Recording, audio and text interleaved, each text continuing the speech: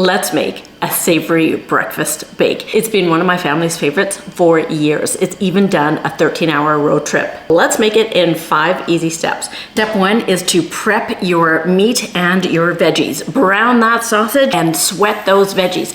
The key is to really draw out all the moisture from your veggies. That color, oh yeah, baby. Step 2 is all about the bread. Use dry, dense bread and crusty end bits, but they lead to crispiest little morsels. Step 3 is all about the eggs, seasoning, milk, and cheese.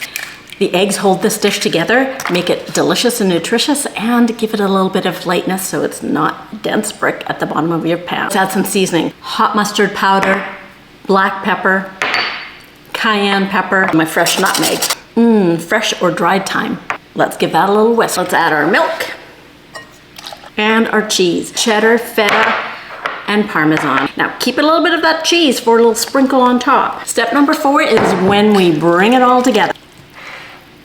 Step 5 is either bake or freeze it. Ready for the freezer and ready for your road trips.